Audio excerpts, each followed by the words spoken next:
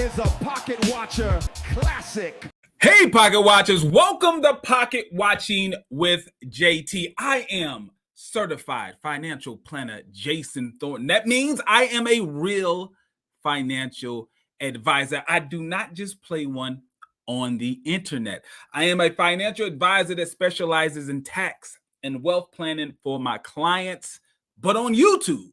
On YouTube, I react to your money questions and scammer news. Now, before we get started tonight, I got to give a big shout out to all of my moderators, all of my subs. I just want to say thank you to the Pocket Watchers. Listen, we are about 1,400 subs away from the 100K club. So do me a favor, hit the like button, share this content. If you have not subscribed already, go ahead and join the party so we can get to 100K. All right, so let's get straight into it. What are we talking about tonight? All right, what are we talking about tonight? So tonight we are going to talk about the Property Brothers. Now, I have done videos and content on both of these characters. And big shout out to Tony the Closer Robinson and Eli from What Happened to Common Sense. They brought me both of these stories. They brought me the story of DJ Envy and Cesar Pina, and they brought me the story of Greg Big Business Parker. All right. Now, the other day, I was really looking back at the content that I did on both of these characters. Then I noticed something. There was a lot of similarities between Cesar and Greg. I mean, so many similarities that it made me feel as if these guys may be related somehow, some way down the line. It looks as if these guys are related because they've done so many similar things. Their lives, right? Their very lives have followed a very similar path. So I'm going to show you guys this video to refresh your memory. And then when we come back, we'll have a little conversation. The Breakfast Club introduced Cesar. On October 15, 2018, The Breakfast Club introduced Cesar Pina, a relatively unknown real estate investor in New Jersey, onto the show as a featured guest. Recent lawsuits have been filed against Cesar and DJ Envy, alleging a Ponzi-like investment scheme that has taken millions from investors. It all started with this interview. We got a special guest in the building. You might know him on Instagram as Flippin' NJ, my friend Cesar Pina. 5 years later, numerous customers alleged they were defrauded by Cesar. Over the past 5 years, DJ Envy has promoted Cesar as a real estate expert and trustworthy source for learning the game. What up, y'all? It's DJ Envy. Flippin' NJ. DJ Envy and Cesar's partnership seemed innocent until Tony the Closer began receiving messages about investors giving the two money and not receiving any money back. You have a criminal record, but your criminal record actually got you into this business. Credit card scams, right? Credit card scams. Yeah, so before that, from the age of 16 on, I was selling drugs. Back then, I thought nothing was going to happen. It was a white-collar crime, and I've done so much other things worse than that, right? At that point, I'm like, oh, this is nothing. So many people were like, yo, don't mess with him. He's a con. He's a felon. He's a criminal. He's a this. He's a that. You know, don't mess with him. DJ Envy's longtime business partner has been arrested by federal agents in New Jersey. Cesar Pina has been charged with fraud. Investigative reporter Sarah Wallace has been all over the story. She has the latest from federal court in Newark. Cesar Pina arrested by the feds this morning on a charge of wire fraud and brought here to the federal courthouse in Newark. They say this may be just the beginning. He could face additional charges of money laundering. You might know him on Instagram as Flippin' NJ, my friend Cesar Pina. DJ Envy often had his pal, Cesar Pina, on the radio hosts The Breakfast Club show. Started with no money, and here I am. $50 million later in real estate. Promoting their real estate partnership. Now, in this federal complaint, the government says Pina engaged in a Ponzi-like scheme involving investors, adding Pina defrauded dozens of victims of millions of dollars. We interviewed many of them. I lost $200,000. $835,000 in total. I lost a total of $64,000. I lost $1 million. Envy, whose real name is Rashawn Casey, was not charged, but many of the alleged victims say they were were influenced by his celebrity. He's advertising this all over the radio and on television. Investors say Pina promised he would rehab and flip distressed properties, many in Patterson, giving a 30% profit within months. Dozens have now filed lawsuits saying they never got any of their investment back. Pina is accused of pocketing $17 million from just 4 properties. Pina pleaded not guilty. He has to post a $1 million bond and is being released on electronic monitoring. He cannot leave the state of New Jersey. No comment from DJNV.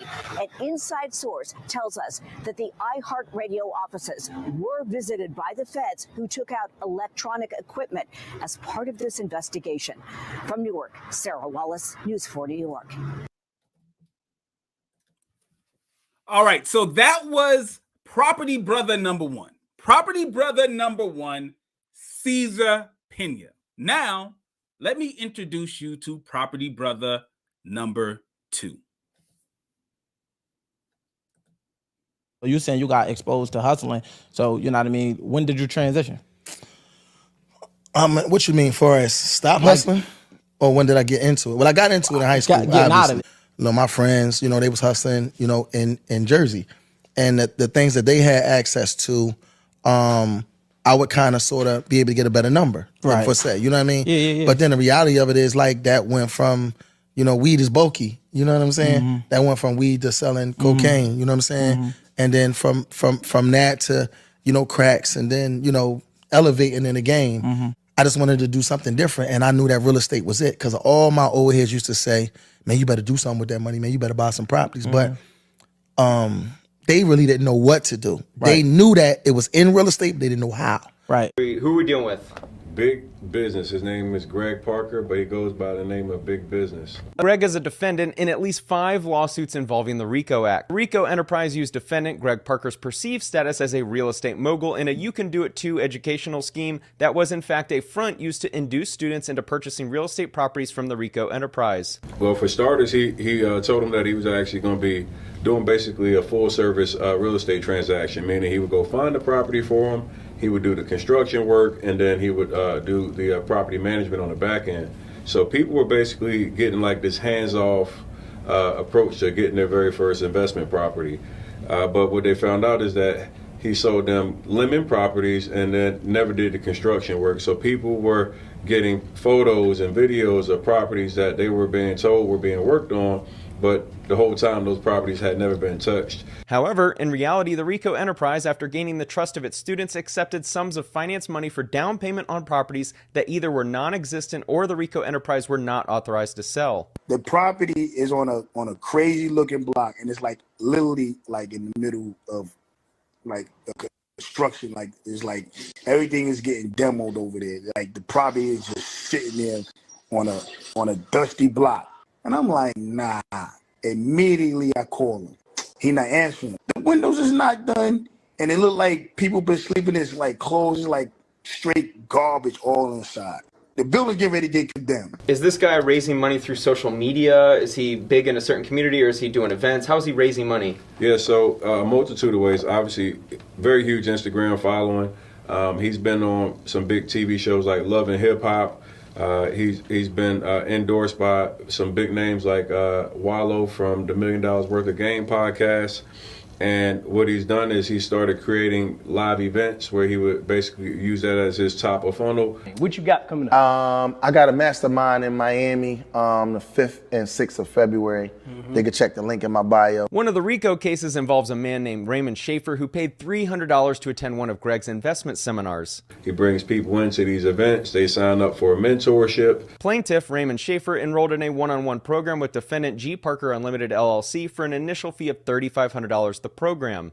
Once they sign up for the mentorship, they're then pitched into investment opportunities. Greg Parker represented that he approved plaintiff for a $30,000 loan for the purchase of a property from Greg Parker's exclusive list, but that plaintiff, Raymond Schaefer, would have to provide the initial $20,000 down payment. People had sent me addresses which, like you can see, he might have bought the property for $2,000 or $5,000, and then sold it to them for maybe 50 to 100 grand. The perfect example is from the Leslie Miles complaint. Leslie Miles paid a $7,000 entry fee to join his real estate rehab program. That gave her the ability to purchase from his exclusive list in East Cleveland, Ohio. She sent $86,000 for a property to be determined. The next day, she sent an additional $14,000, now totaling $100,000. A couple months later, Greg finally bought a property for Leslie at 1818 Hastings Ave in Cleveland, Ohio. I decided to look up the property on the county website and found that the property had a quick claim deed for $1,000 and then the transfer to Greg for $22,000, who then flipped it to the client for $230,000. This is the property according to Google Maps. And Greg was giving all the investors runaround. So essentially, the minute that he gets the money, he stops responding. In or around September 2021, 2.5 years after sending Greg the money, while plaintiff was visiting the property, plaintiff learned for the first time that the city of East Cleveland was threatening to demolish the property. In another RICO case, the plaintiff allegedly sent Greg $100,000 for rehabbing a Philadelphia property. Upon information and belief, defendant Diamante Enterprises LLC has used the funds provided by plaintiffs to renovate the subject property. Diamante Financing is Greg's wife's company. And like the guy, I don't know if you had to do the Greg Parker, Big Business. Yeah, I met him at Zocon. Yeah. He like, man, help all these millionaires, man, and I did this and I did that, man. He said he started selling me on like, we could flip in like 10 days. I got houses ready to go. Wasn't no good, man. No? Cause man, all the time, he'll pick up. So I got you, man, Monday. I got you this day. They're holding my money back from this. Is that who owe you the $500,000? Yeah, damn near. Yo. Right, man, crazy, man. That was back in like July last year. Man, he told me like, he said, watch this, man. He said, man, it's gonna take 10 days. He said, man, it's gonna take 10 days. That's what you told me. I know, bro, but when we listen, it took me longer, and I explained it to you. I was letting you know step by step the play. That's why I said, yo, bro, look, let me just give you this big drink, because we could have sold it and you could have cashed. And we wouldn't be here on the phone going back and forth. But you gotta think, I got zero since I done dealt with you since December. Bro, it don't work. I can't just give you that kind of money back. I don't have that kind of money just laying around, bro. I gotta make a play. We gotta make a play. You see, man, it was crazy, man. Like, he had excuse every time. Every time, man. Like, that's one thing I want to tell people, man, just be careful who you give your money to. Like. All right, so at this point, I had to pull up a scoreboard. At this point, they had way too many similarities for it to just be some sort of coincidence, right? I feel like there's some invisible hand moving things, because I just want to show you guys how many similarities there are between Greg and Cesar. Just look at this. So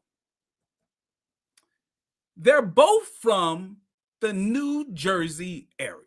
Now, New Jersey, it's not a small place. I mean, so them both being from New Jersey, that's not enough, but it's the start. That's where it starts. They're both from the New Jersey area. Then they are both self-admitted former drug dealers. Both of them, not one, but both. Both openly admit that they were drug dealers. Okay, well, I mean, from New Jersey, they sold drugs. All right, what else could there be? All right, well, they both claim that they went from being drug dealers to real estate investors.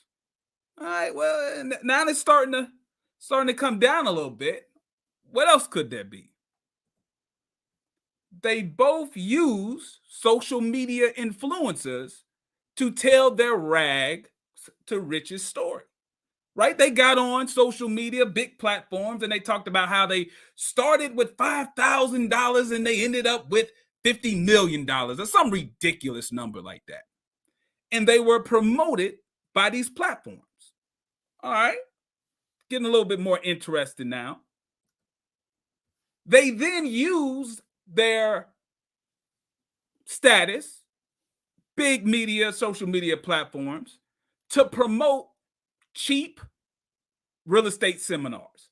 $100, $200, not very expensive, but cheap real estate seminars targeting the Black/urban community. Now, at these seminars, people will tell you they don't really teach any heavy real estate knowledge. It's very basic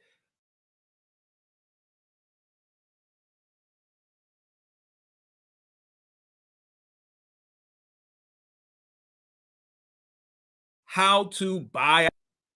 Here we go. We're back. We're back. All right. Let me click this thing back up. So once again, I mean, these are simple things. These are all things that you would learn with very simple search on YouTube, right? But here comes the con. Here comes the flip, in my opinion. You would go from the real estate seminar, and then they'll tell you basically that investing in real estate can be hard for a beginner. But lucky for you, you can invest with them. See, they have all the industry knowledge and expertise that you need. They can do it all for you. So they say, don't worry about trying to be a real estate investor on your own. No. You can be a real estate investor by simply giving them your money. They will invest your money for you in real estate, and then you will get your returns. Here's the last thing that happens. You end up with a bunch of people who went through the entire process exactly how they said it would work, and they end up claiming that it was a fraud. You have a long list of people who claim, hey, this person defrauded me out of my money. He said that he was going to invest my money in real estate, and turns around, I've got nothing to show for it, right? Now, I'm going to start bringing up callers. There is a link in the chat. Maybe I'm missing something. Maybe I'm putting puzzle pieces together where they really don't fit. But when I look at that list of things, it all seems as if these guys are somewhat connected. But before I bring up callers, I got to tell you something. When I was doing my notes for the night, I realized somebody's missing. When I was doing my notes, I was looking at the comparison between Cesar and Greg, and I said, you know what? There's a third property brother. Not simply anybody, but there is an actual big brother that I'm missing. The third property brother that should be in the thumbnail, but I didn't realize it until I was doing my notes. The third property brother is Jay Morrison. Now listen, some of you will say, JT, you got a personal thing against Jay Morrison. You're trying to pull him into this when he does not belong. Maybe. I don't think so, but maybe. But let's follow the logic just for a moment. Let's follow the logic. Now, Jay Morrison, where is he from? New Jersey. All right. Well, that's just one. Jay Morrison is from New Jersey. And he is also a self-admitted ex-drug dealer. Well, that's just two. Let's see if there's anything else. He then went from being a drug dealer to a so-called real estate investor. All right, that's three. What else could there be? Jay Morrison is the OG when it comes to going on social media platforms and telling his rags to riches story. I mean, he was on the Breakfast Club before the Breakfast Club was probably really on YouTube. He was on it when it was probably really just the radio. They might have had a little bit of an internet presence, but they were probably mostly radio. He's an OG. All right, well, hold on. Jay Morrison is the OG when it comes to the real estate seminar. So much so, it really shows that Jay Morrison is an innovator. He was the originator, because Jay Morrison was so smart that he didn't even waste money on renting a room in the, Red Roof Inn or any type of, no hotel conference rooms. Jay Morrison did corner classes. Some of you may be asking, what is a corner class? Jay Morrison would not book some hotel conference room. Jay Morrison would tell people, meet me at the corner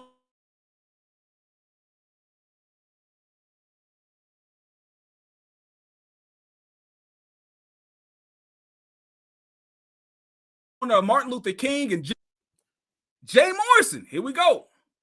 Jay Morrison also said that real estate investing as an individual is hard. It's not the easiest thing to do. So Jay Morrison had a great idea and say, listen, you don't have to be a real estate investor and do all the hard work that I did. You can use my expertise. You can use all of the hard work that I did over the years, and you can simply give me your money. Just give me your money, and I'll invest it for you, and I'll get you a return. All right, and just like the other two brothers, you end up with a long line of people claiming that they were defrauded out of their money. So it's not just two property brothers, it's three. The OG Jay Morrison, Cesar Pina, and Greg Parker. Now, what lessons can we learn for this? Because I'm about to bring up callers. What is the lesson that we can learn? Well, if someone's from New Jersey, that's not a red flag. I'm not saying if you're from New Jersey, it's a red flag. We'll set that one off to the side. But if someone claims that they were an ex-drug dealer and they use their drug dealing skill set and their drug dealing knowledge and all of this, and they transform their drug dealing enterprise into real estate, red flag. Red flag. That's a no-go. Don't invest with them. Obviously, it doesn't turn out well. But then after that, okay, this person is now a real estate investor, ex-drug dealer. Now, all of a sudden, they're popping up on podcasts, all these other social media influencers who do no type of background check. They don't see if this person has any type of red flags in their past. They don't look and see if they're accredited or licensed. They bring them on the show and they promote them to you, the audience. Could be some podcast payola there. Some of them could be paying these platforms to get on the show, or at the very least, they have an affiliate link, meaning when you buy their course, when you buy their mastermind, the host of the show get a cut of the money. Now, JT, why is that so bad? Why is it so bad for a podcast host to have someone on their show, promote this person, allow the person to sell services and products to their audience and take a cut? What's so bad about that? Well, it's not bad if it's advertising. If you make it clear that this person is a sponsor of the show, that's not bad. But it's bad if you make it seem as if this is just your friend, or this is just someone that you want to share with your audience, and there's no disclosure that you're receiving some sort of financial benefit by having the person on the show. That's podcast payola. And lastly, these guys who claim to be some kind of real estate moguls who went from $5,000 to $50 million, ask yourself this question. If they're multi-million-dollar real estate investors, why do they need you? Now, if they're just selling the course, I'm not even a big fan of that. But okay, why do they then upsell you and say, you know what? Why don't you invest with me? Why do they need your $30,000? Why do they need your $50,000, $200,000? Why do they need your money? I thought they were moguls. I thought they were multi-millionaires, damn near billionaires. Why do they need your money? Then after you give them your money, why is it so hard to get in touch with them? Why is it so hard to try to get your money back? If they're multi-millionaires, they're flying around in private jets. They live in million-dollar homes.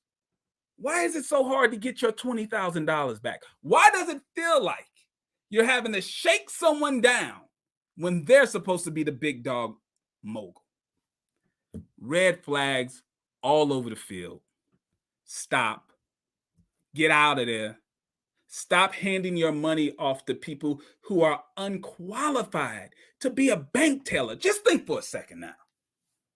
Most of these clowns who claim that they can teach you financial literacy, most of these clowns who are selling courses for $9,777.77, why are these clowns who claim that they can do all of these things in the world of finance unqualified to even be a bank teller because they're convicts.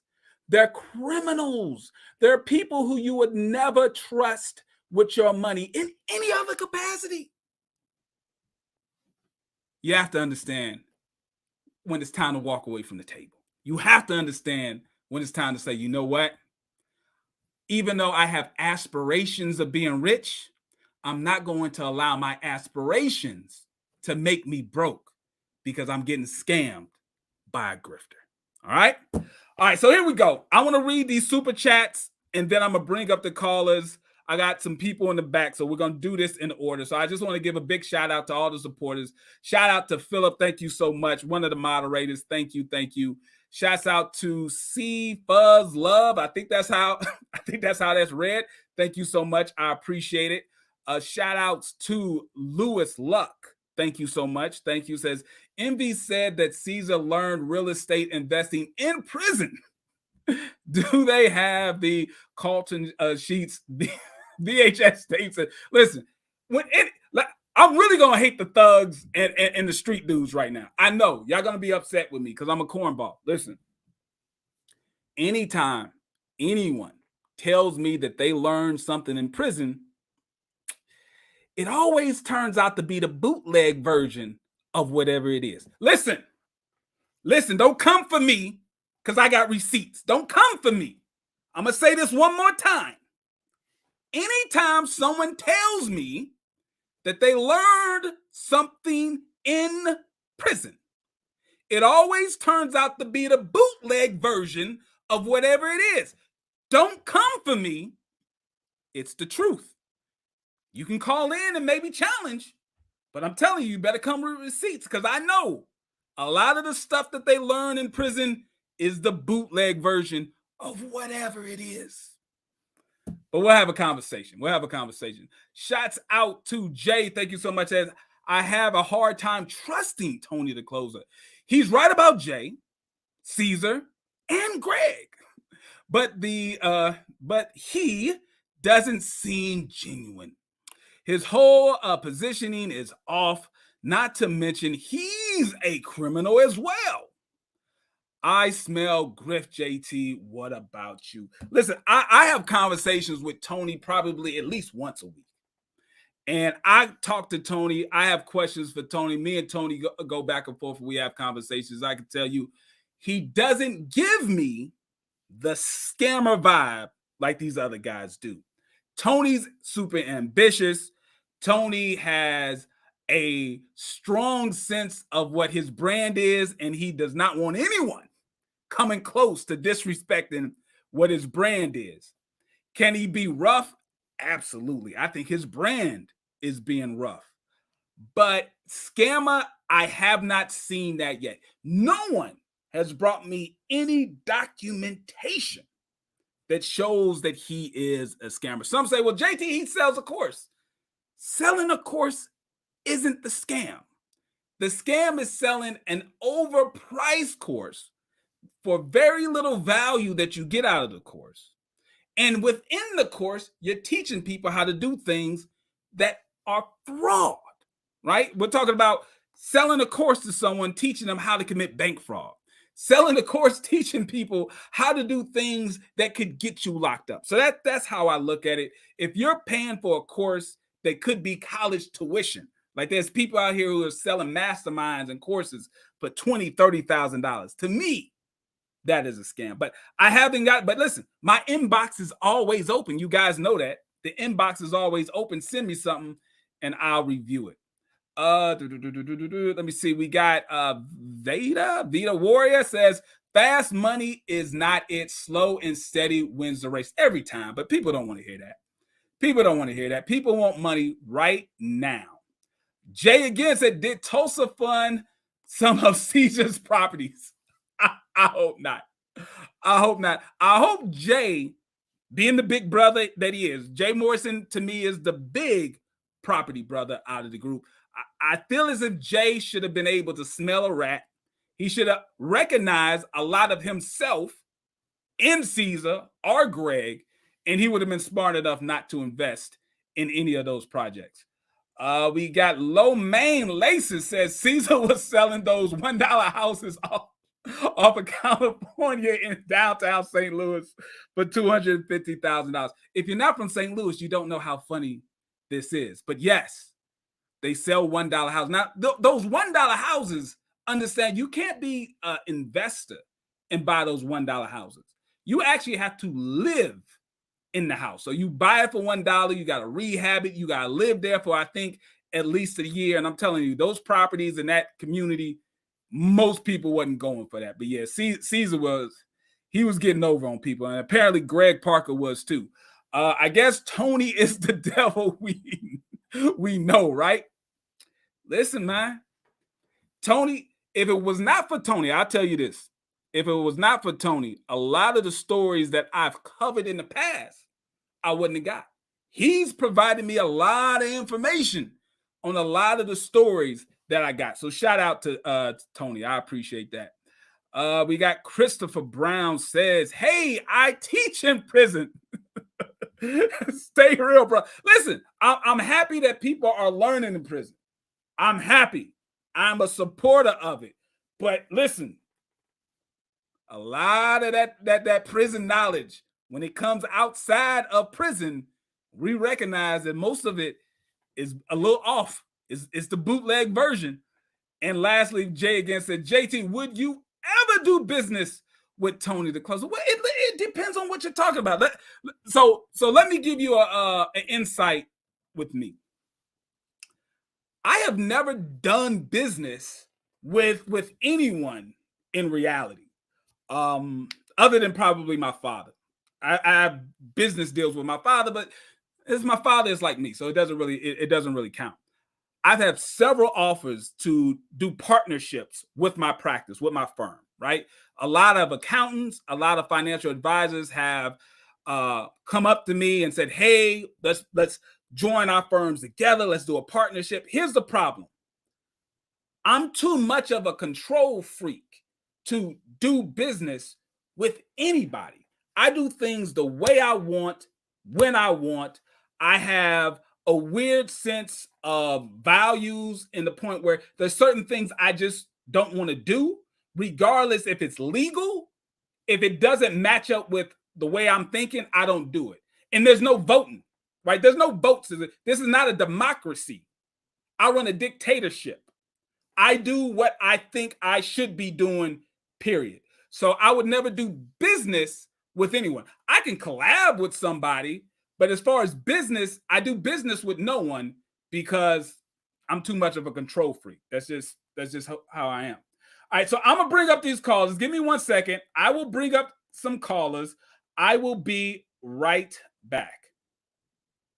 Hey, Pocket Watchers, are you looking for real financial advice? Thornton Advisor Group is here to help. Jason Thornton, certified financial planner, specializes in tax and wealth planning. Are you living paycheck to paycheck with no retirement plan? Do you need help with the IRS? Book your consultation with Thornton Advisor Group to get a financial plan, budgeting, savings, debt management, tax planning, investing, and retirement, even IRS debt settlements. Stop trying to run the play. Get the advice you need to live your best life from a certified financial planner. Book your consultation appointment today. Go to www.thorntonadvisor.com. All right, we are back. Hit that link in the chat. You can come on up. It's audio only, so don't worry about camming up. We're going to have a conversation tonight. We have Steven, we have New Jack City, we have Maul, we have Jacob, we have Clove, I think that is, Jonathan, El Malik Shabazz, and Alex. So here we go. Let me bring up Steven.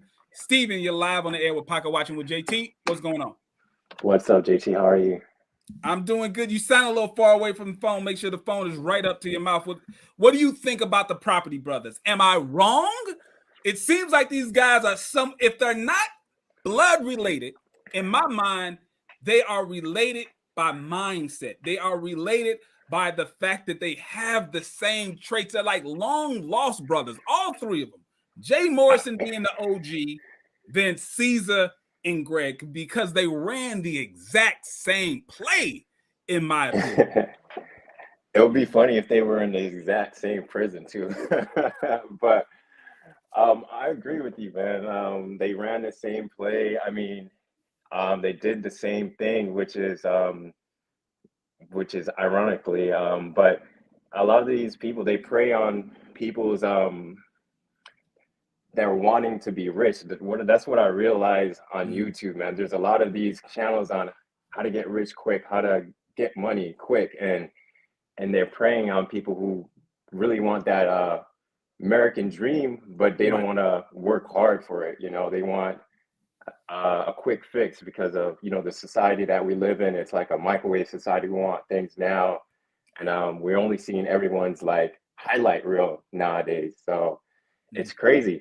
I do have a question for you though, because I'm just wondering why I don't know if it's the SEC or FCC doesn't penalize these guys, because you have to be licensed, from my understanding, to give any type of, you know, financial advice. I don't know if this qualifies, but what do you think about that? That's a good question. I appreciate you calling in. So yes, the SEC, the Securities and Exchange Commission, would be the federal government body that would be over people who give financial advice, right? And financial advice within itself is somewhat chopped up. You have financial advice within the world of tax, where you need a particular license for that. There's financial advice within the world of investments, which you need a particular license for that. Then there's financial advice in general, where you need, you know, you would have a certification for that. But these guys kind of fly under the radar a little bit based on the fact that they claim that they are business coaches and business experts, and they'll say, I'm not a financial advisor and this isn't financial advice, but this is what I do. And a lot of the deals that they get people into, they're like joint venture deals, they're partnership deals, little deals like that. So even though they're kind of advising them on how to invest their money, it's in a partnership deal on real estate that gets them a little outside the range of just giving people financial advice. So there's a lot of gaps within the regulations when it comes to financial advice, and these guys are pretty good at finding the gaps. Now, they bleed over a lot, and I think they step over the line, and the SEC should step up their enforcement. But once again, the SEC is not, I don't want to say they're not as powerful as people think, because they do have a degree of power, but they don't have enough manpower. There's not enough agents within that office to take care of all the things that we think they should be enforcing, because once again, the dollar amounts aren't as high comparative to the multi-billion-dollar scams that they're going after. So it just depends. Let me bring up New Jack City. What's going on, New Jack City? Nothing much, brother. How you doing? I'm doing good, man. Thanks for calling in. All right, JT. Basically, I got two things for you. You ever heard of the French Connection? This is the there's New a Jersey movie, right? Connection. French Connection, a movie. Yep. Yeah, this is the New Jersey Connection now. These guys, oh my God. But it's a shame. I think my other thing that I gotta tell you is I think there's a lot of dirty money involved in a lot of this thing, because these guys, remember, a lot of these guys have already a background in, you know, street dealing, and I think a lot of that stuff eventually is going to boil over. You know that the streets, when you f them up, they just, to make an example out of you, you know, they just pull you away. You know, a lot of people believe that it's only involved in the mafia, stuff like that, but these guys, I think eventually with a lot of this stuff, I think a lot of this stuff is going to boil over, and it's going to mature into a lot of these, you know, underground things. Thank you, brother. Have a good night. Man, no, thank you. That's such a great point. I forgot to even list that as one of the connections for the Property Brothers. Each one of them, all three of them, Jay Morrison, Cesar, Pina, and Greg Parker, each one of them have allegations that they were courting, going after, soliciting investments from people who they were aware of were in the drug trade. And one of the advantages in the mind of a scammer, I suppose, one of the advantages of ripping off or scamming someone who's a drug dealer is the fact that they can't go to the police. They're not going to go to the police and say, hey, someone robbed me or scammed me out of $100,000 of money that I made from selling drugs, right? Now, you do fall under the threat of physical harm, but sometimes they can get away with that, especially when they're dealing with people when they're based in Atlanta and this person's in New Jersey and they're a small time thug. You know, like let's not think that every drug dealer is some sort of mafia kingpin.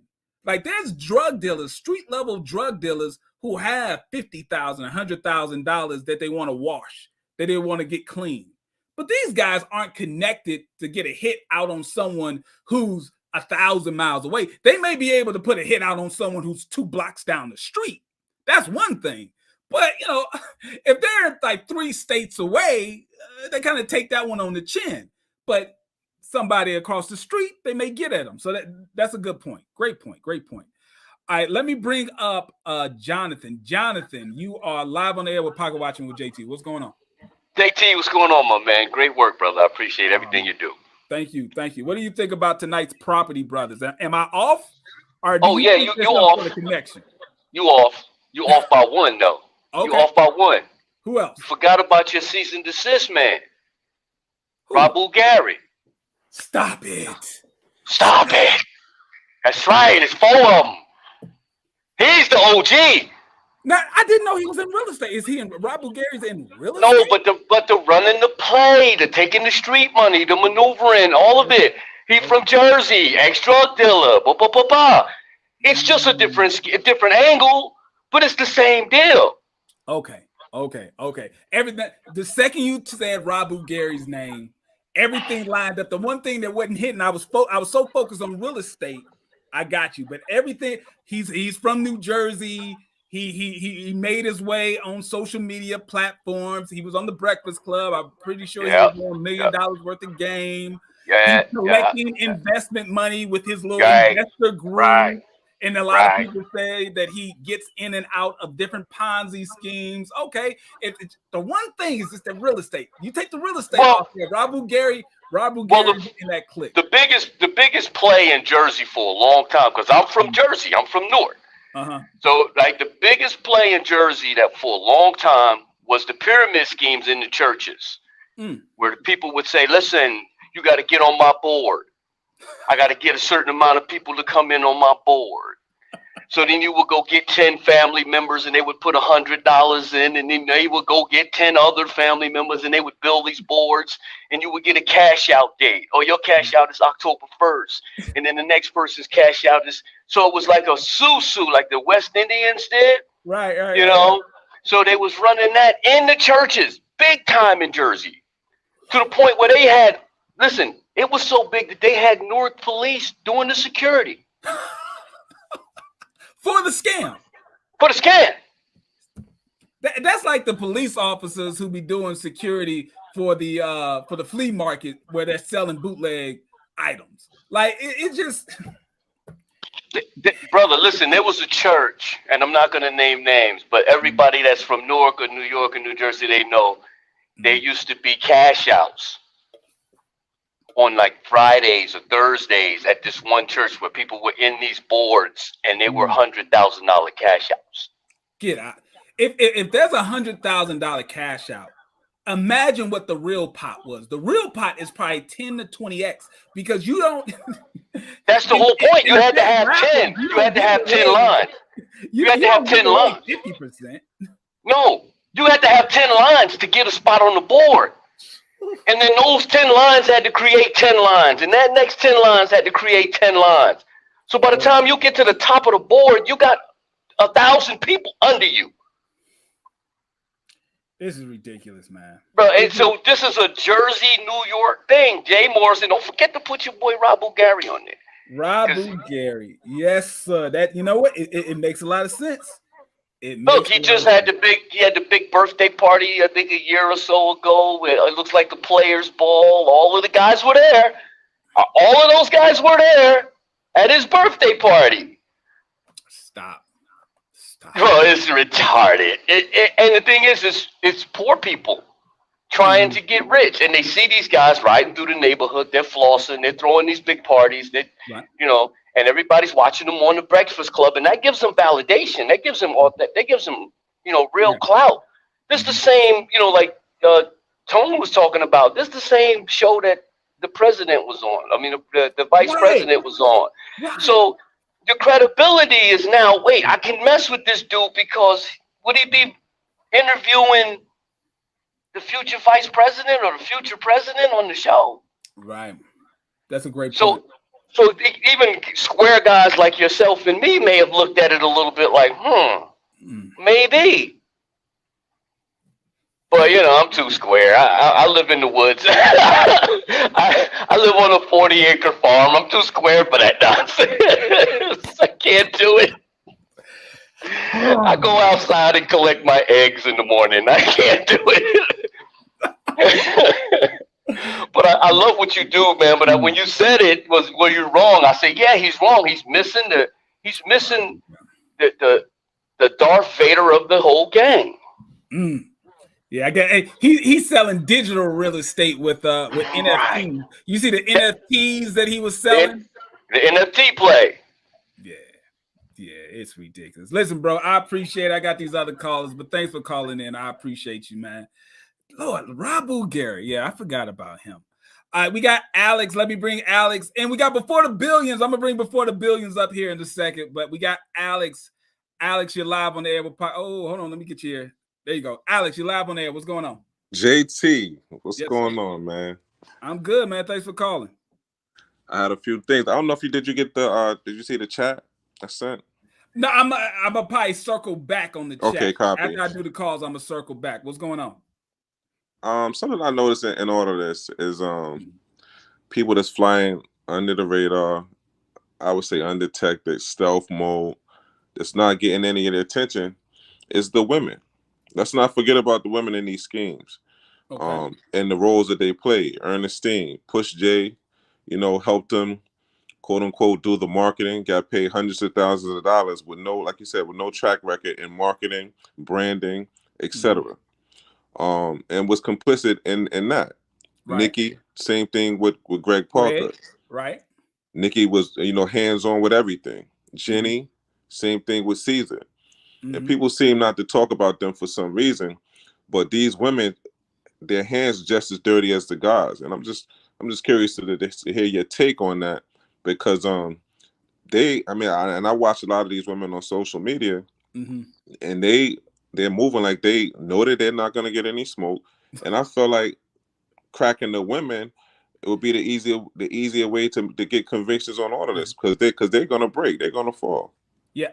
I've seen in my professional career, I have seen the federal government go after husband and wife teams, and I've seen them be able to put enough pressure on the wife so where the husband will take all the weight himself, because they take a look at it and they basically say, listen, if you run the risk of taking this all the way through trial, who's going to be the babysitter?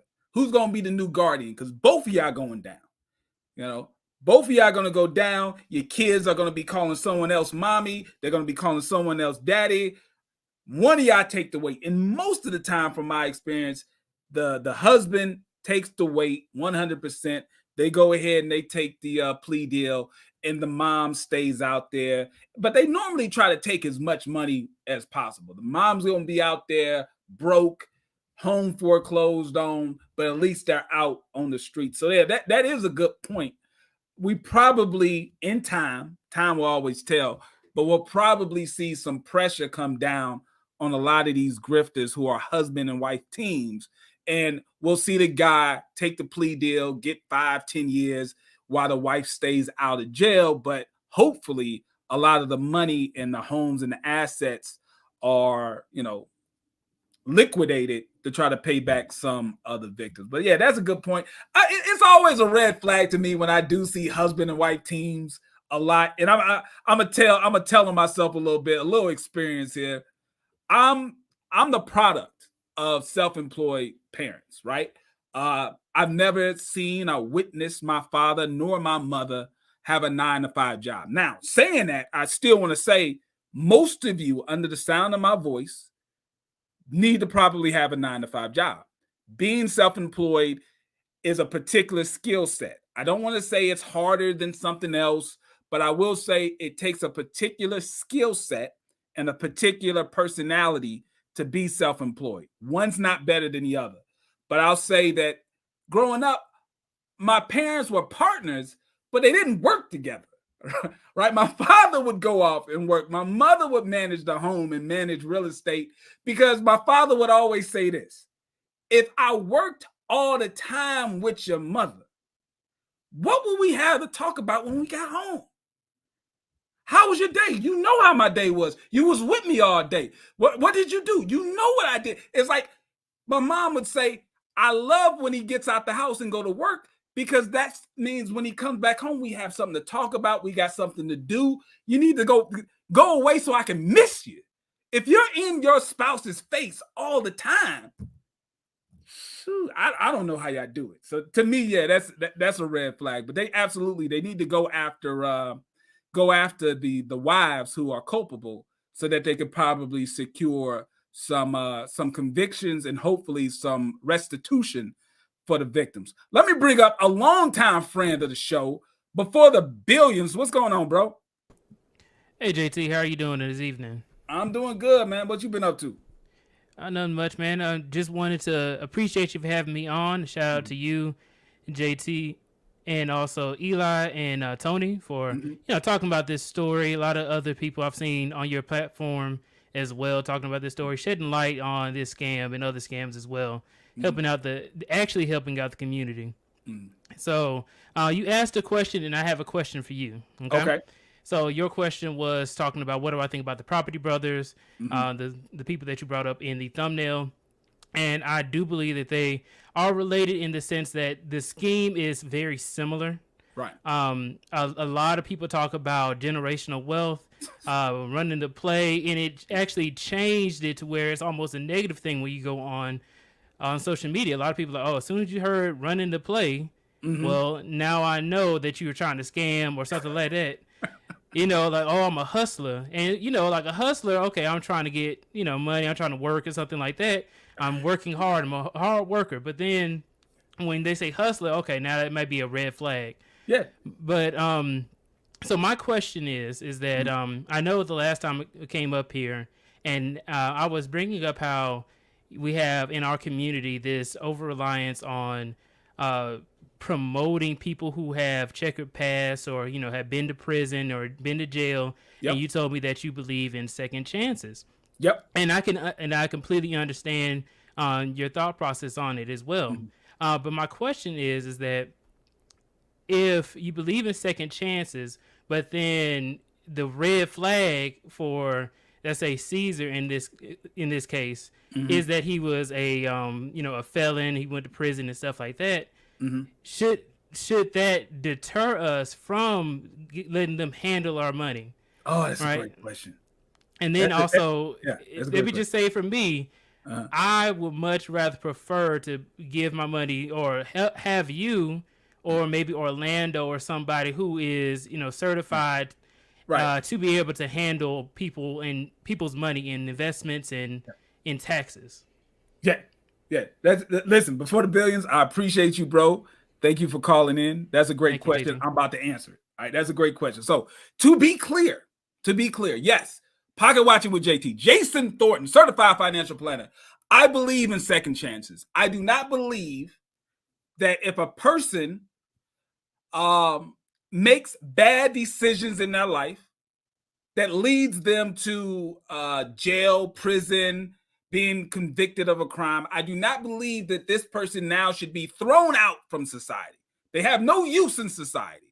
I believe that a person should have the opportunity to learn from their errors and change their lives. I believe that. That being said, I don't believe that you should have a second chance at scamming me. I don't believe that you should have a second chance of committing the same types of crimes that you did in the past. So, for example, someone that I did a video on not too long ago, goes by the name of Brother Polite, real name Michael Noak, right? He recently pled guilty to a very heinous crime involving a child, to the point where for the rest of his life, he can no longer be allowed near children unsupervised. I believe even his own children, he is not allowed to be around his own children and every other child in the world unsupervised. This is how heinous of a crime that he committed against a little girl, where his DNA was on this little girl, and the mother of the girl gave such a compelling testimony at his sentencing about what he did, how he schemed and plotted and planned for this, how sick he was.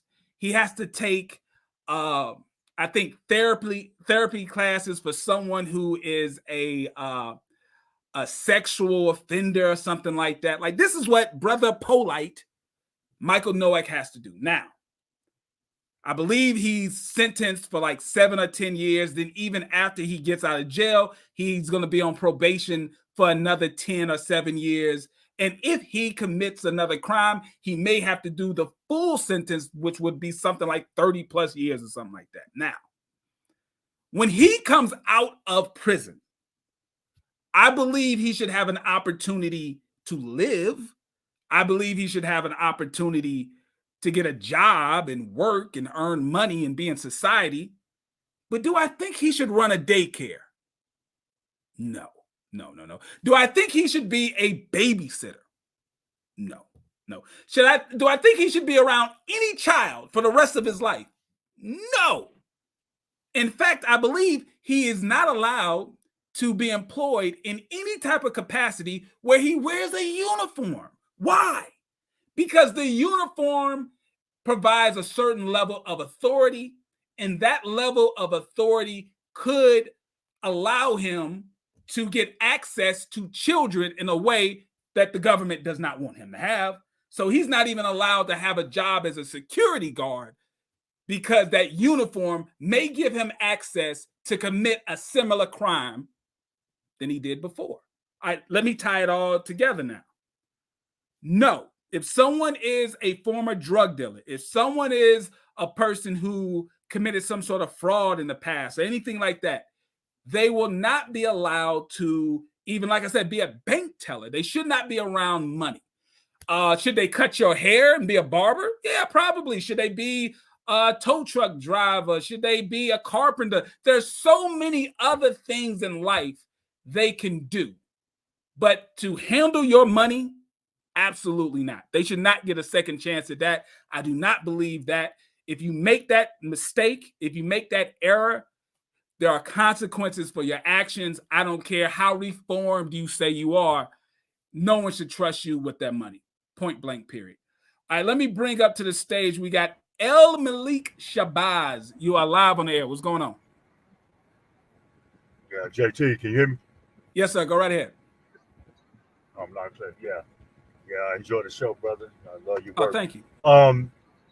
Yeah, you know what? The thing, I think one of the criteria, to me, the logical thing is for anybody to come in front of somebody and ask for money. Mm-hmm. I think the first thing that people should look at is why are they not successful in what they're presenting. As far as getting, like, I don't understand. Like, if you're a real estate guy and you get money in real estate, let me. I don't want to take up too much time. No, this is my logic. And I know you got the same logic. JT, okay, let's say you really know about that real estate. You really getting money, right? Right. You really closing deals. This is JT. Do you? Right. I mean, your mind. You don't think about going on social media telling anybody how great you are with doing real estate because you're too busy actually doing it. Does it make sense? I don't understand. No, you're on it. Not only would I be too busy doing real estate, I want to maintain what's referred to in economics as a competitive advantage.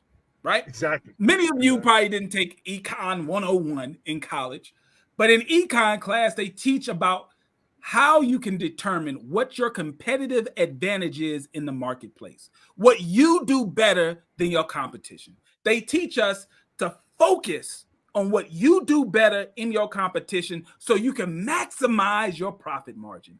If there's something that you don't do to the highest level, you outsource it. You focus on what you do the best. If I'm great at anything, I don't care what it is, I would not be on social media teaching other people how to do what I do, because I would be creating competition for myself. The only people who teach the secrets of how they got rich are people who no longer do it.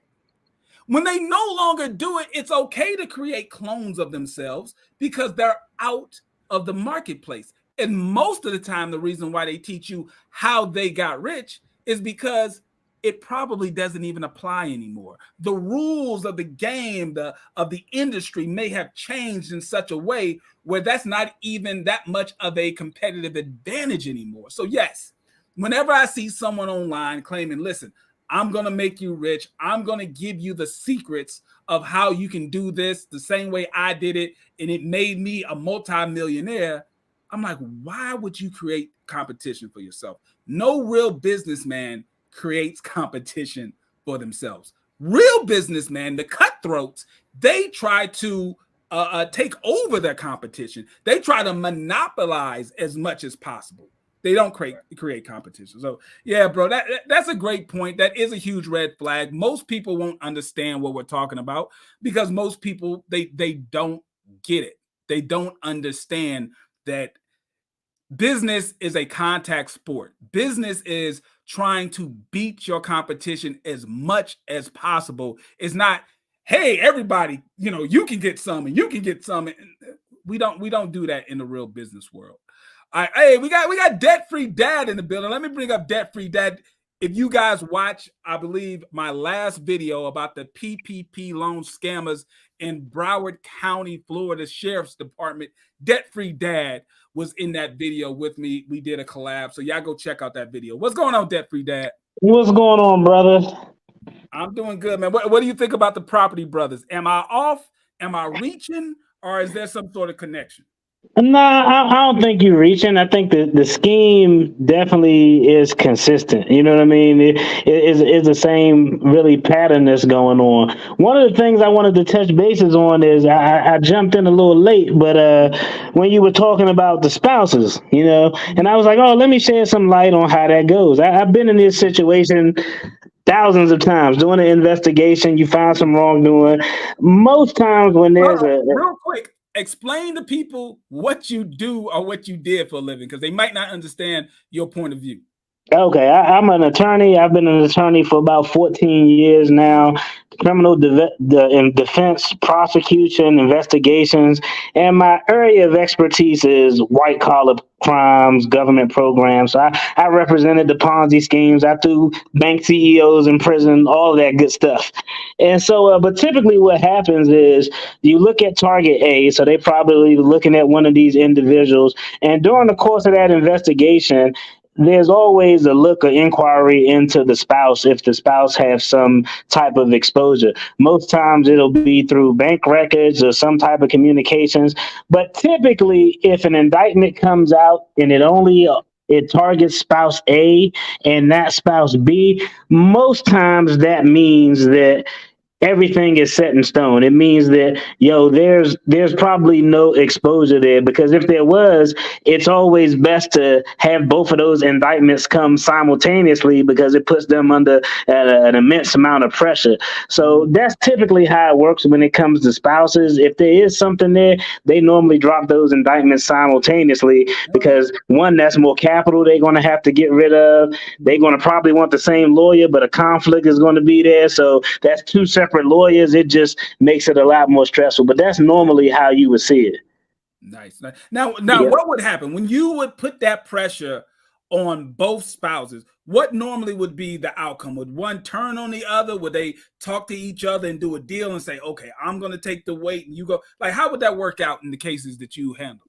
Yeah, very rarely, very rarely do they turn on each other. The only ones who turn on each other are the one who is exes. They always turn, but very rarely do they turn. Normally, what you'll see is it depends. It focuses on two things. If there are children involved, and who has the ability to be the better breadwinner if one person was to go away. So that's what the factor is. Because I've seen cases where, hey, both individuals has charges. The wife is there with the children, but the wife has been a housewife for so long. So from a compensation standpoint, this trial, all of this legal resources is going to wear them thin. So in that instance, they was like, hey, I love you, wife, but they agreed that, hey, it's easier for you to sit down for 2 or 3 years. Me, I don't think Mrs. DFD would go for that. But but the alternative would have been what? The wife is out, but she can't come up with a feasible way to provide for the family. Yeah. They kicked out the house. They're living in some Yeah. that. So I mean, 2 years ain't that bad, but the big weight, talking about 15, 20 years. Oh no, ain't no woman doing that. Nah, when you talk about big weight like that, it's always the guys who go take that seat. That's what I'm thinking. Yeah, and real quick before I get out of here, man, I don't know if you saw Cesar's IG live he did out after he made Bond. It was the worst instance of self snitching that I've ever seen in my life. Words are our trade. You know what I mean? He's on IG live, and if you go watch it, JT, if I'm charged with fraud, why would I refer to my investors as victims? That's crazy as he referred to his investors as, he was like, no, I'm gonna take care of the victims. He didn't refer to them as investors. He himself referred to them as victims. It was a complete and utter. It was in 12 minutes that I watched it. It was like 3 or 4 admissions, him referring to his investors as victims, him excluding DJ Envy from the civil liability, but not saying anything about the criminal aspect. I mean, he should have just did himself a favor and shut up, bro. But that's all I wanted to touch on, champ. All right, man. We might have to talk about doing something about that video, man. We got to. I might have to break that one down.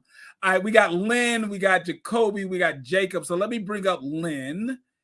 Lynn, you are live on the air with Pocket Watcher with JT. What's going on? And I was just about to say the spouses as well. Oh, Yep. Remember the Chrisleys. They both are in prison. Yeah. And they did not take their whole their attorney did present, hey, can I go? Then she go. The judge said, nope. Same time. You go at the same time. And then also Michael Cohen. They put pressure on him. They was going to charge his wife. And then that was the attorney for Trump, right? Trump, exactly. Right. So attorney, he went and he said, you know what? All of a sudden, we saw him going to prison. And then after he was released, he said, yeah, they was about to charge my wife. So this whole thing of, spouses testifying, there are ways around all of that. So, so don't, if you're dealing with that type of a atmosphere in your world, your surroundings might change. So, yeah, I mean, my thing is, it's just ridiculous. I listen. Once again, I'm square. I have no drip. I'm a cornball. But why would you want to live under the threat of being locked up in a cell? Why do you want to live under the threat of losing everything? And the short term of feeling like you're a baller, of feeling like you're on top of the world, you stunting on all these Negroes. I'm sure it feels good for the year or 6 months when you're balling, but you're going to be in jail for much longer. And you're going to be in a situation where you have limited options in life for the rest of your life.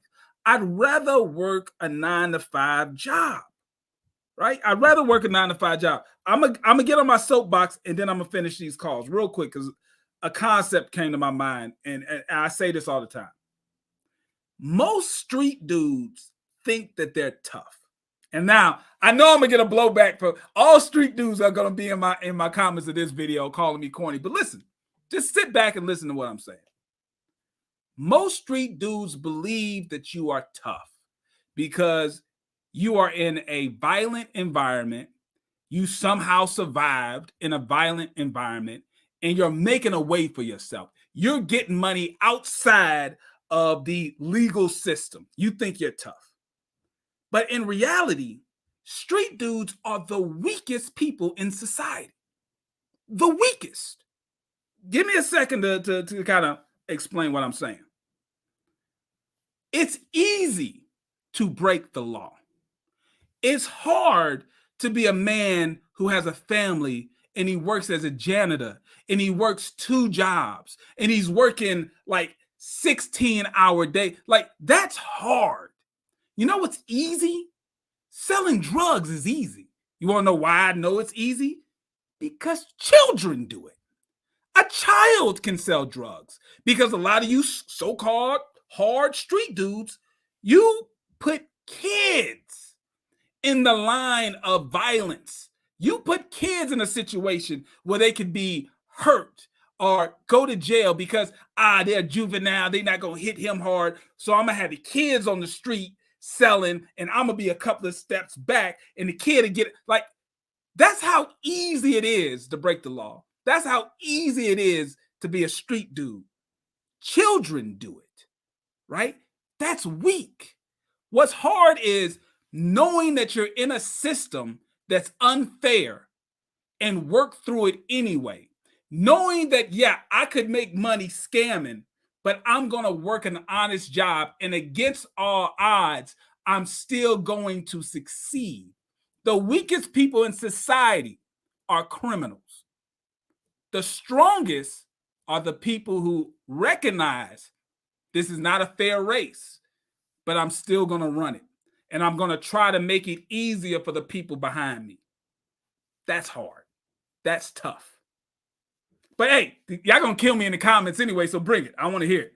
All right, let me bring up Jacoby. Jacoby, you are live on the air with Pocket Watching with JT. What's going on? Blessings, man, from Portland, Oregon. So one of the things I actually agree with what you just said there. This is going to be something about thinking about things in the future.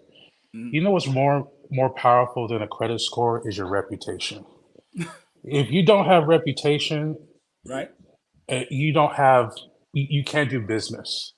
Whatever your reputation is, good or bad, is how people are going to perceive you. Now, can you better your reputation with new people? Absolutely. Right. But reputation is irreparable, because once you break that, it doesn't matter if you had a coming to Jesus moment. People are always going to remember what you did, and rightfully so, because because you could possibly do it again. And I would say to Cesar and Jay Morrison, who this other dude is, that he looks like the dude off of Friday.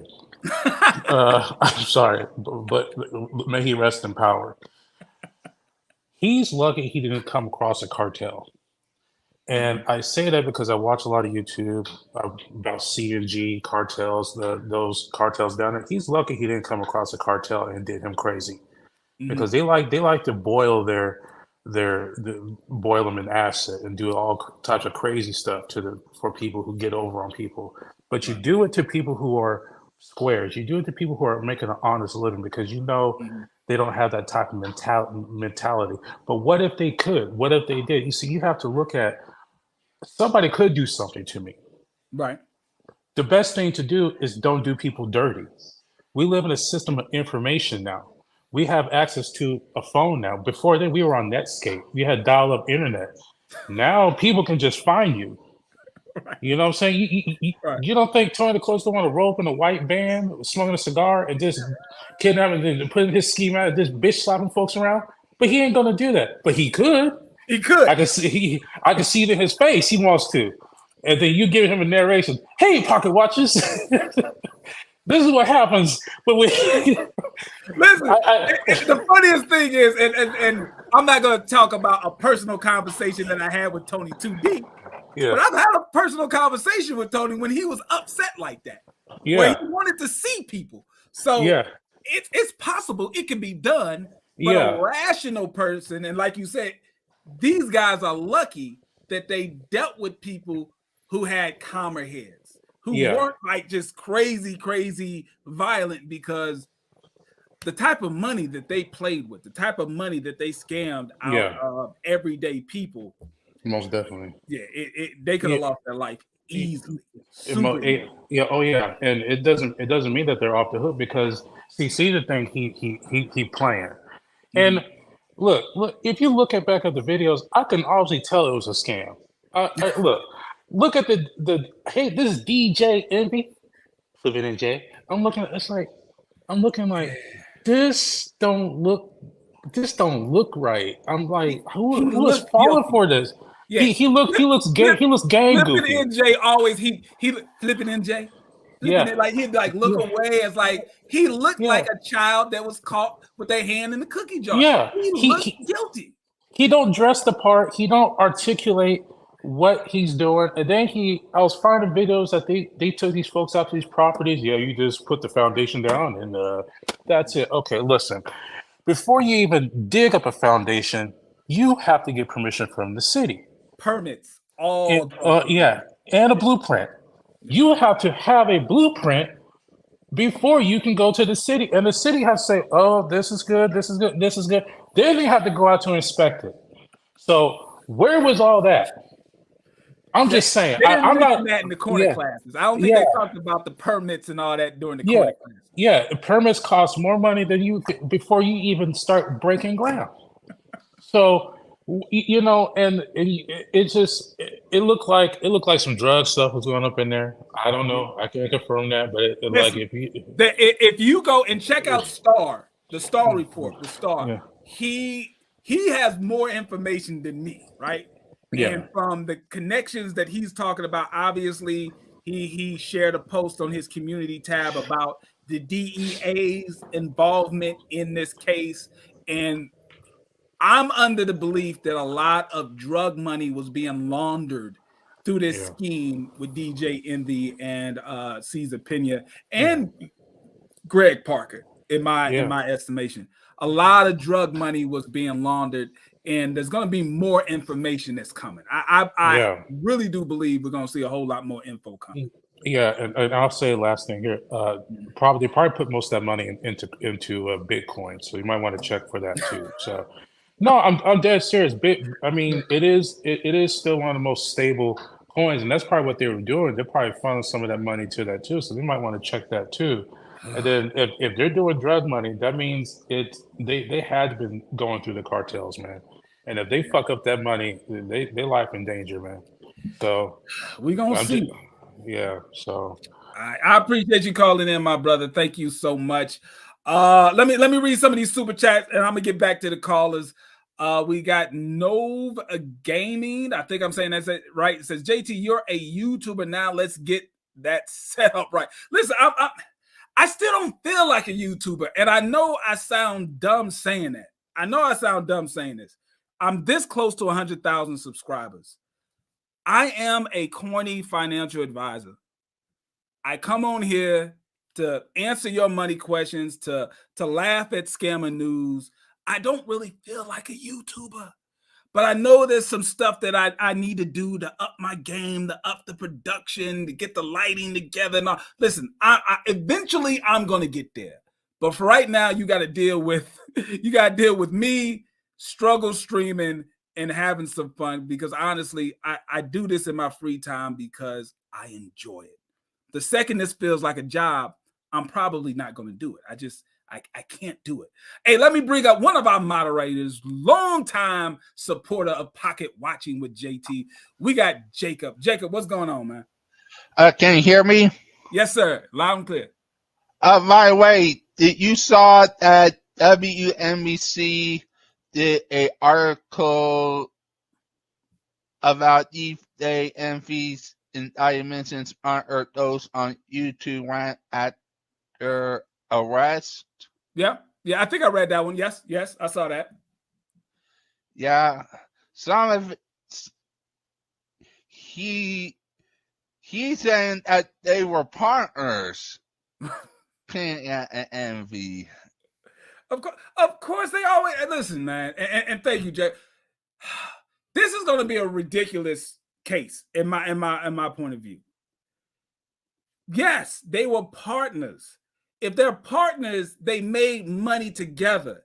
If DJ Envy believes just because the investors did not put money in his hand that he's clean, that's not the case. If you are a partner in this enterprise and Cesar is the one collecting the money and then he pays you your cut, I don't see that much of a difference between the investors giving you money or the investors giving your partner money and then you getting money from your partner. To me, it's functionally similar, but I'm gonna let the attorneys figure that out. But it's gonna be ugly. All right, listen, no more callers because I'm gonna try to wrap this up. If you're on right now, I'm gonna try to get to you. Let's try to stay on topic and we will get through this thing together. Let me read the rest of these super chats for everyone who's supporting. Jay keeps hitting me up. Jay, I appreciate it. Says if there really is all these drug dealers engaging in an active conspiracy, it makes me think DJ Envy might not be actively involved as well as we may believe. Listen, I've seen a lot of people do dumber things. Some guys just like to feel cool by being around drug dealers. Never forget the swag or the clout that a average everyday guy gets when he's hanging around tough guys and street dudes. It makes them feel like they have this bad boy type of mentality and vibe about them. Your logical mind would say, I'm not even going to hang around criminals and drug dealers. But I've seen squarer guys than DJ Envy get caught up with drug dealers and guys who commit crimes just based off the fact that they make them feel cool and make them feel protected. So I don't know. He could be aware. Let's see. It says, Randy, thank you, Randy. Says, JT is cleaning up the culture. Keep up the great work. The lottery is another scam. Yes, I believe so. Listen, I'm not cleaning up the culture. I'm just a very petty financial advisor that's poking fun at scammers. And hopefully, me poking fun at these scammers are giving you guys some sort of red flag, something to look out for so you do not become a victim. That's what I want. That's what I want for you guys. If the culture is getting cleaned up, great. But, I just make fun of these guys because to a square, these guys are corny. You know what's corny? Not being with your family for 10 to 15 and 20 years because you were doing some crime, right? That's corny to me. I couldn't imagine a life where my kids miss me for 10 to 15 years because I was a street dude. That's corny. But, we'll see. Hey, shouts out to Marcus. Marcus says, going to sleep is easy when you're comfortable being a square. Every night. Y'all need to Google, what was it? I think his name was Huey Lewis in the news. He had a song called It's Hip to Be a Square. Huey Lewis in the news. I believe that's the name of that. These are the same guy who wrote the music for Back to the Future. He also wrote a song called It's Hip to Be a Square. It's a real song. It's hip to be a square every night. Oh man, all of y'all showing up. I appreciate it. Yvette Marie's 17-month member. Thank you so much for being a member of Pocket Watcher with JT, my platform. Keep up the good work, JT. I'm going to try. As long as I have 1 ounce of pettiness in my bones, I'm going to continue to do this work. Godson says millions of blacks with MBAs and finance degrees and some black folks are giving their money to convicted criminals. Come on, people. Redemption is rare. I know, man. It's like, come on, man. When someone tells you they learned how to pick stocks in prison, when someone tells you that they learned real estate in prison, if they're telling you that they learned this stuff in prison, that's a red flag. There's too many, just like Godsons is saying, there's too many qualified people, qualified black attorneys, qualified Black accountants, qualified Black advisors. You have so many qualified Black professionals, real estate agents, mortgage brokers, all of us. We're here to serve you and not rob you. Go to them first. Leave the criminals alone. Now, can you be robbed and defrauded by a professional who's licensed? Absolutely, you can. The difference is this. If you are defrauded by a professional, there's a good chance that that professional has some sort of bond, or they have some sort of licensing or certifying board that will make them pay restitution to you. These criminals don't. That's a difference. All right, let me see here. We got this is Corin. Is that Corin? I think it's Corin. Super sticker. Thank you so much. Hey, we got my brother, the financial rebel in the business. Listen, go check out his channel. He has one of the smoothest voices of Black accountants in the world. Go check him out. He says people want lottery tickets, not real investments in businesses. Of course they do. You, like me, we know that people make many bad financial choices in their life. And their attempt is they want to make one play that's going to make up for all the bad financial choices that they made.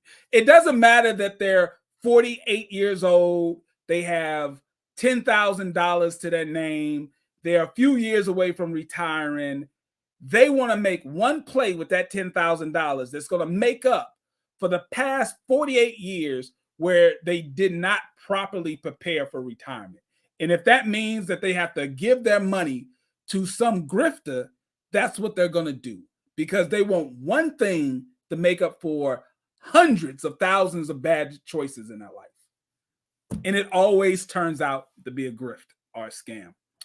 Another person y'all need to be subscribed to, my brother, Orlando Miner. Shouts out to Orlando. Says 100K right around the corner. Congrats, bro. Listen, I'm keeping my fingers crossed. You never know what may happen on YouTube. You never know, but I'm hoping that we keep the momentum. We get to 100K.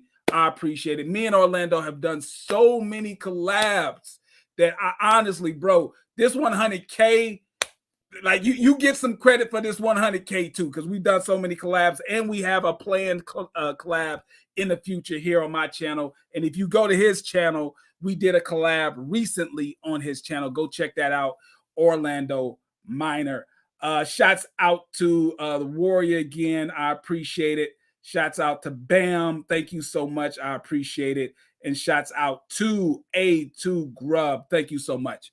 All right, we're getting back to the calls, and then we're going to wrap this thing up because I'm getting a little tired. So here we go. We got Emmanuel. Emmanuel, you're live on the air with Pocket Watching with JT. What's going on? How you doing, JT? Can you hear me? Yeah, go right ahead. It says, are you from Philly? Does that say from Philly? No, Phoenix. Okay, it's cut off. I just see a couple of No problem. No problem. I just wanted to say, it's so crazy that all the people you guys have been putting out there and showing what they're doing. I kind of dabbled in real estate a little bit, and the interesting thing is that one of the hardest thing to find is capital. And these guys have so much capital, and if they just went the legal route and actually bought houses and did what they said they were going to do with the capital they got from these people, they would have been doing pretty good. But they went the illegal route to steal it. It just blows my mind, and it to your point of saying like a criminal they are lazy. Right. They are very lazy. They don't want to do the work because you have to go out there and dig for deals. They're out there, but you have to dig for them. You compete with other people. And it just blows my mind. And that's why shows like yourself and also Tony the Closer, because I've been watching, you guys talk about this for months now. Right. And it's important for your shows like this one to educate people that there's little Cesars out there, not just big Cesars and big Jay Morrison. There's little people out here running these little scams where they'll get your money. I actually ran into that. I'm not going to be long-winded, but I ran into that where somebody, wanted to go to an auction and wanted me to give them money. They were gonna, and I was like, why would I need you to go and pay you to go give you my money to do that, to go to an auction? But this is going on a lot. There are YouTube channels out there that'll teach you about real estate. Do it yourself rather than give somebody your money and just roll the dice that these people are, going to do right with it. And my last point is, normally when people, we all have a troubled past. You want to live straight and narrow. You know what I mean? That's what you want to do when you're doing, in whatever impoverished area. And my whole thing is this: when somebody starts off the conversation to you that they are proud of being a criminal, like they're like bragging on that. Yeah, they're bragging on. Yeah, that's embarrassing. Nobody should. That's a red flag. It's like, if anything, you don't want to say about your past. You want to get as further away from that and live a normal life, or like you say, a corny life. You know what I mean? And I'm proud to be a part of that club. So thank you for doing what you guys are doing. And you guys keep up the good work, because people need to be educated, man, and know that these scams are out there. So yeah. Listen, bro, I appreciate you calling in. I want to touch on what you said, because it's a good point. If these guys and girls, if they would actually do what they said they were going to do with the money, they would be successful. I used to think like that, but me and Orlando, and shouts out to Orlando. Me and Orlando had a conversation not too long ago. And I think Orlando convinced me that these people are incompetent. They have to scam. If they had the ability to actually invest the money and produce a return, they would. The reason why they're scamming is because they lack the ability to be able to produce. And this is the easiest way that they can make money. Even if they attempted to do the right thing, they would probably lose money because they're that incompetent. And you know what? I agree with him. He won me over, because it makes sense. Because why not try to do it the right way? Why grift? Why run a Ponzi scheme? Because you are unable to actually produce the return that you're promising. You can't do it. That's why. I'm doing 3 more calls. I know there's more than 3 people here, but I'm doing 3 more calls. I can't do this all night. I got Mark. I got Ace. There's 2 aces too. That's horrible. There's 2 aces. I got Mark. I got Ace. And I got Candy. I think that's Candy. It's Kadi, K-A-D-I. I think that's it. So let me bring up Mark. Mark, you're live on the air with Pocket Watching with JT. What's going on? Hey, JT, can you hear me? Yes, sir. Go right ahead. Awesome. Look, I'm gonna be in and out. First of all, brother, you're doing a fabulous job. That 100,000 stuff, it's coming. Don't worry about it. so I'm just gonna make some statements. And this isn't targeted towards the victim here, but it's targeted towards to everyone, including myself, because we all at one time in our lives have failed for the okie doke. Oh yeah, absolutely. Okay. Yep.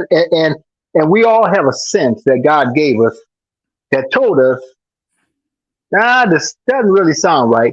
But that greedy person always seems to sometimes push us over the edge. Okay.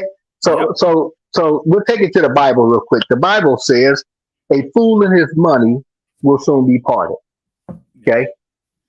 A guy told me a story one day. He said, when a fool with money meets a person with experience, the fool with the money leaves with the experience, and the person with the experience leaves with the money.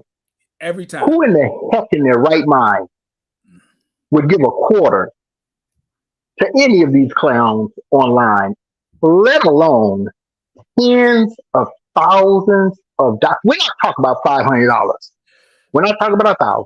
Right. We're not even talking about 5,000 or 10,000. We're talking about 20,000, 50,000, 100,000. Like, are you freaking kidding me? Is a lot of money to you, right? Are you kidding me? Their life savings is $25,000. For another person, their life savings is $250,000. That's right. It's still your $1,000. Right. How, in what world, including this one we're living in today, do you even phantom? I don't know those guys. I see them online. I wouldn't give them a quarter. I wouldn't even attend the event. Not impressed at all.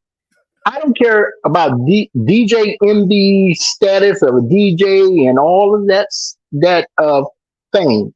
Right. Okay. Who? I mean, you got to go back and ask yourself as a person that said I invested. Right. Why? And this is my last point. I've learned a lot about people who said that they were scammed. And you look at any scams, it always seemed that the person that was scammed was going to get the bigger of the pie. Okay, where are you going to get 30% from?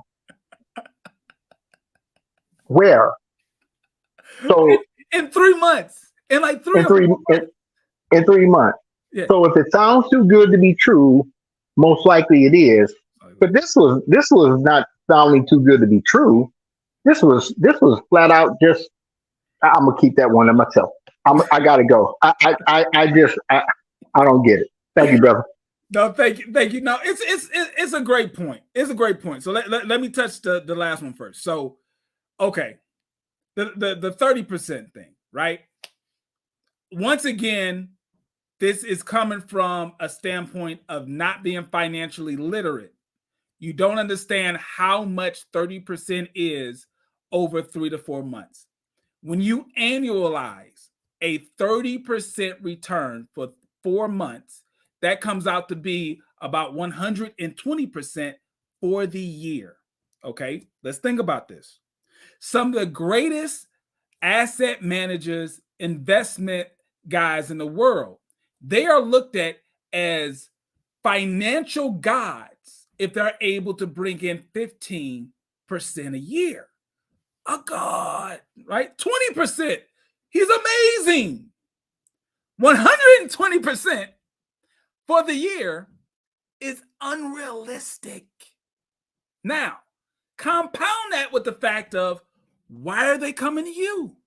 If they can get 30% in 4 months, why are they coming to you? They can go to a bank and get cheaper money, even in today's environment. In today's environment with high interest rates, let's say you go to a bank and the bank says, we're going to charge you 15%.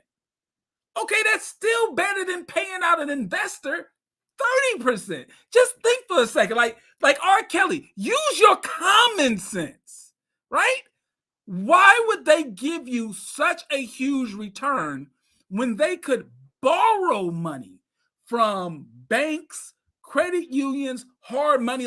They could borrow money at a cheaper rate than your return. Why would that make sense? It's a grift. And to go back to your first point about why would anyone take these guys seriously, I think an earlier caller hit the nail on the head. It's the fact that they're partnering up and being promoted by these platforms. Now, if someone goes on the Breakfast Club, I don't care. I know I'm a financial advisor, though. I know simply being on the Breakfast Club or Earn Your Leisure, $1 million worth of game, you can name any one of them. Simply being on that platform does not make that person qualified, in my mind, to invest my money or to even give me investment advice. But I went to school for this. You have to consider the fact that these platforms get big time guests. They get presidential candidates.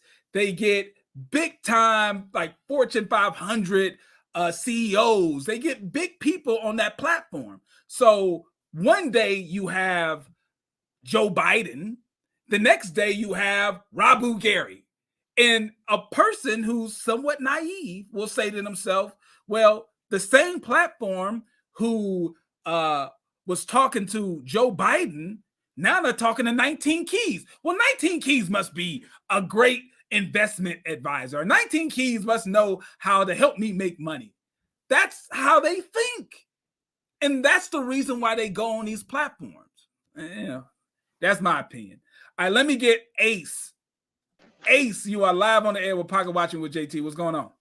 Hey, JT, how you doing, man? I'm doing good. Thanks for calling in. Hey, this is my first time calling in, first time seeing your show. I've heard of you through O'Shea Duke. I watched his podcast or his show, and I heard about you. I caught I caught the show late. I'm calling here from Toronto, Canada, Mm-hmm. and I caught the show late. The last 15, 20 minutes. Mm-hmm. I saw Cena Pina. I think that's his name, or Right. Cesar. Excuse me, Cesar. Right. Sorry. So I saw his IG live the other day. I think a couple days ago, and he said that DJ Envy, don't include DJ Envy. He has nothing to do with this. So just from that take and other stuff that he's saying, do you? I didn't hear your response on that, but do you believe him saying that? Do you believe that there's a possibility that he may be innocent from the majority of the charges? No, not my personal point of view. Okay. Now, most people may be unaware of this, but Cesar Pina has already, I think weeks or months ago, has already produced and made an affidavit. And an affidavit is basically just a statement, right? He made a statement already saying, and this is long before he was arrested. He made a statement saying that, DJ Envy had nothing to do with the investment side of the business, and he shouldn't be in these lawsuits. He made this statement a long time ago. So what he said on that live is basically the same thing that he said in the statement. But here's the issue.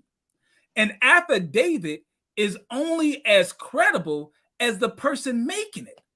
Oh, wow. So Cesar Pina has no credibility at this point. So any statement that he's saying, trying to say that DJ Envy is clean and he wasn't involved in this, what does that mean? It has no value.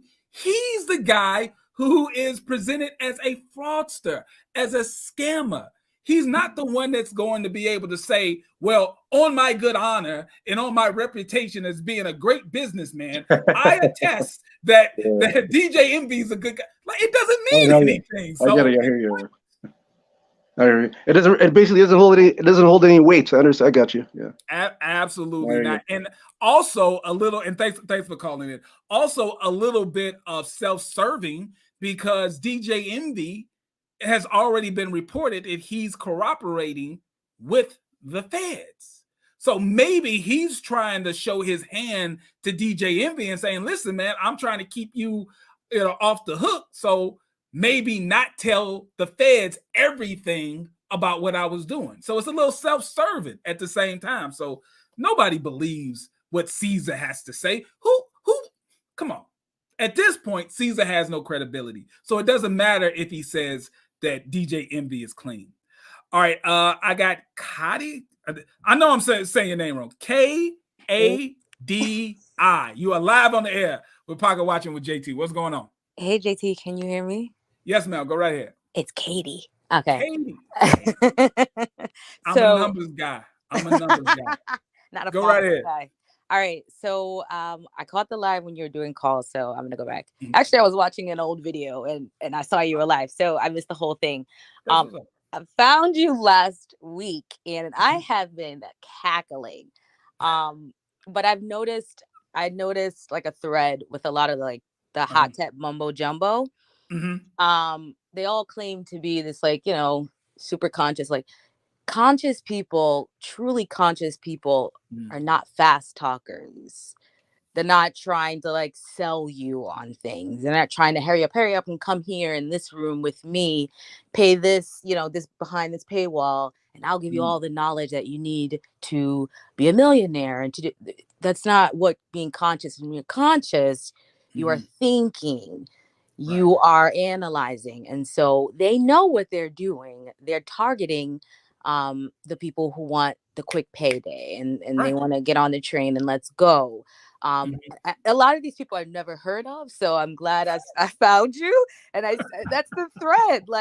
Everything is a fast talk, and I've got this, and they're sitting there with these graphics made, and I'm the king of this. And don't talk about the whiteboard. If I see a Negro with a magic marker and a whiteboard behind him, I immediately reach for my wallet. Wherever my wallet is, I clench it.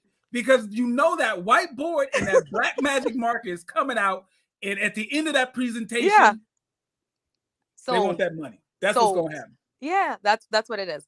But thanks so much for doing this. I just started getting into real estate myself, but I read, and I not only read about what I'm doing, I read the laws and stuff. So I'm a reader, and it's funny to come back and kind of watch like what you're talking about, because you make sense, and I can look it up. But these guys, I can't look up what they're saying. And listen, make sure you go and check out Orlando Miner's page. Let me bring up his info. Orlando, like I want to be clear. Me and Orlando have been friends in real life long before we both had YouTube channels. When I vet and support Orlando and tell you this is a great guy when it comes to giving knowledge in real estate, it's real. Like I personally refer my real life clients of my firm when they have aspirations of building their real estate portfolio. I either literally bring Orlando into the office to have a conversation or virtually. He knows what he's talking about. He has a great YouTube channel and he helps people get to know the ins and outs of either getting into real estate personally for people who are renters or getting into real estate as an investor. So if you're looking for more content on real estate, go check out Orlando Miner's page. Okay. Thanks, JT. I'll continue watching. Oh, thank you. I appreciate it. All right, guys. I mean, that's going to be it for the Pocket Watcher. I appreciate all your support. We're this close to 100K subscribers. I appreciate it. I'm leaving you guys with Mo Money Taxes because you always want to see this video. It's hilarious. I got some more videos coming up, but I'm out. Y'all be safe. It's Halloween. Y'all be safe out there. Have some fun. And let's hear from Mo Money Taxes. Hi, I'm Mike Evans with Mo Money. Tell me, what do you know about Mo Money? Brother, all I know is I was here last night getting my taxes done, and today there's more money all the way. You know what I'm saying? And how about you? In here yesterday, back today to get my check. This Mo Money stuff is real. I'm Mo Money for life. How to slow money? Well, come to Mo Money, because we about that. Mo Money Taxes, and once again, it's on, and I got the hookup. Mo Money Taxes. Come down and see us, and you'll be glad that you did.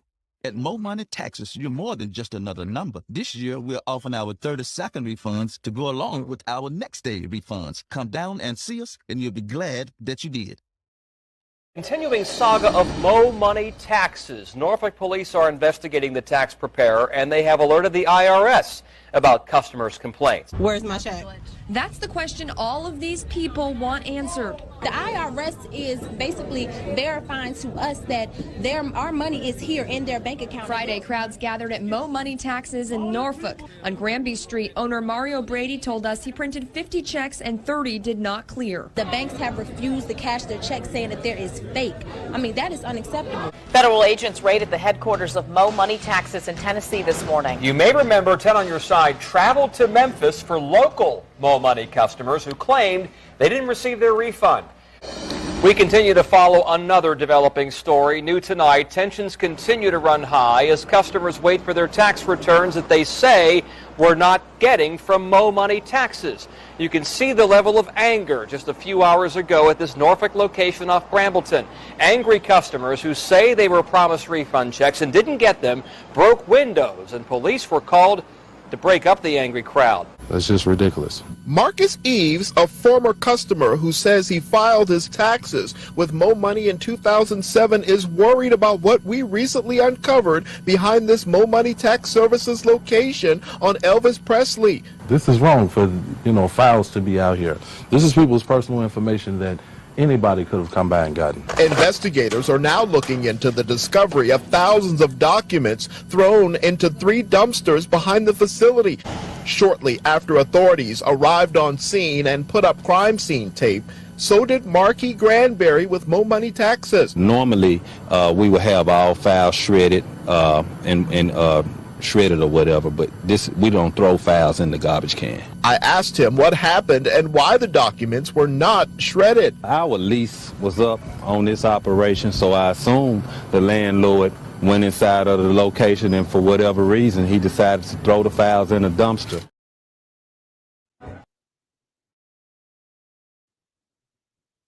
You'll have some if I knew one. Give me some regular. George, you got 1 second? I just want to ask you a question.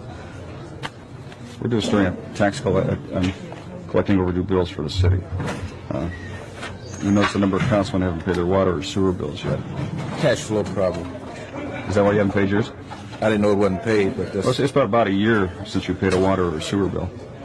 according to you're almost $500. Long ways from 2,000 I owed at one time. So you say you are paying off your bill? No, I didn't say that. But it says here you haven't paid your bill in a year. That's what you said. I'm not aware of that. No big problem, you know. The city ain't gonna go bankrupt. Well, don't you think it's a bad example to set? No, I do not. I don't have the money.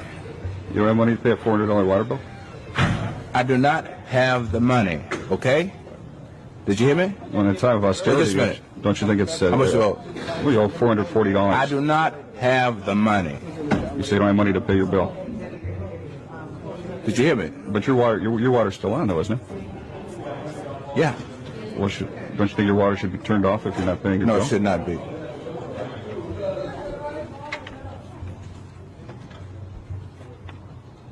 You know, one of these days you're gonna corner me and I'm gonna kick your ass. Okay? And one of the days you're gonna corner me and I'm gonna kick your ass. Well, don't you think that's a legitimate question, George? I mean, you're not the only councilman. You're not the only councilman. Wait a minute. I gave you a legitimate answer. You asked me about my water bill. What did I tell you? You said you didn't have the money. But your water's still on, isn't it? Now, that was my fucking answer to you. But I don't think everybody has that luxury of having their water tough maintained. shit. Okay, now, one of these days you're gonna corner me and I'm gonna kick your ass. Now, keep fucking with me, okay? Now, I'm telling you, keep fucking with me. Now, one of these days you're gonna grab me with the wrong fucking minute. No, I gave you my fucking answer, okay? Okay. We gotta meet. Now, I ain't bullshitting with you. We gotta meet. Now, you scared him, but I'll kick your goddamn ass, boy. I ain't bullshitting with you. We gotta meet. Son of a bitch. Now, you hang around with me if you want. Now, you think I'm bullshitting with you. Are you looking for real financial advice? Thornton Financial is here to help. Certified financial planner Jason Thornton specializes in tax and wealth planning. Are you living paycheck to paycheck with no retirement plan? Do you need help with the IRS? Book your free consultation with Thornton Financial today. Budgeting, savings, debt management, and retirement. Even tax debt settlements. Get the advice you need to live your best life. Book your free consultation appointment today. Go to www.thornton-financial.com.